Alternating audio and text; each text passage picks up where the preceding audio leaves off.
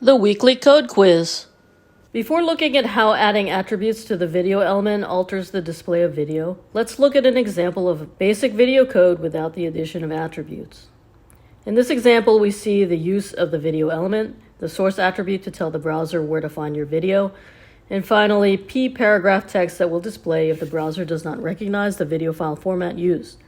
In addition, we have added a link to an alternative location where the user can watch the video content. Where do you add additional attributes to the video element?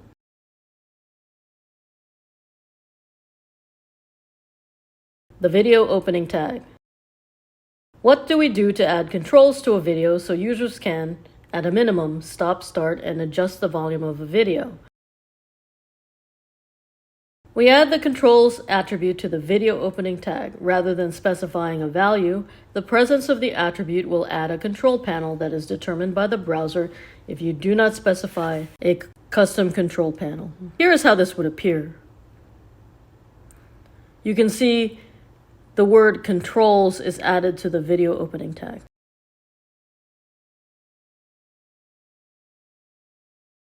Why is it important to allow the user to control the video? It is a critical addition for users that may have a seizure disorder that allows them to stop the play of the video that may induce a seizure because of its content. What do we do to have the video play automatically with the loading of a web page? We add the autoplay attribute to the video opening tag. Rather than specifying a value, the presence of the attribute indicates we want the video to autoplay. This is how the code would appear.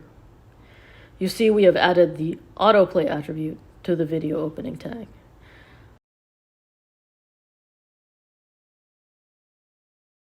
What do we do to have the video sound muted on loading?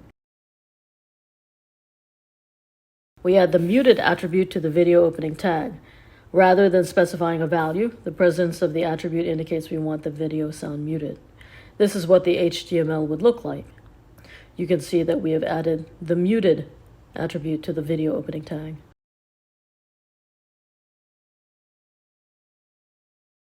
What do we do to have the video replay automatically once it reaches the end?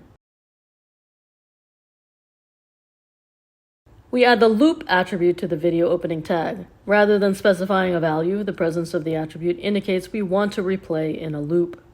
Let's review the code. We have added the loop attribute in the video opening tag.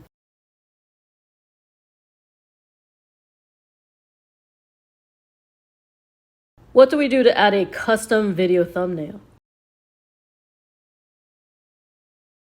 We add the poster attribute to the video opening tag. The value for the poster attribute should be the location of the thumbnail image. This is the code.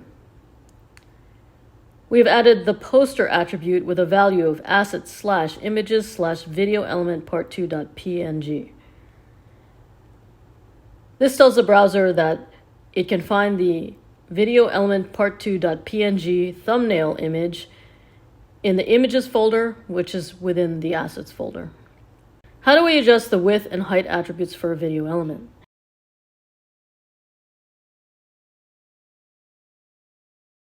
In order to use the width and height attributes, the value is specified in pixels. However, it is still preferable to use CSS to adjust the size of a video. This is how you would write out the code. You see we have added the width equals 600 in quotation marks and height equals 400 in quotation marks. This indicates that the width of the video is 600 pixels and the height of the video is 400 pixels.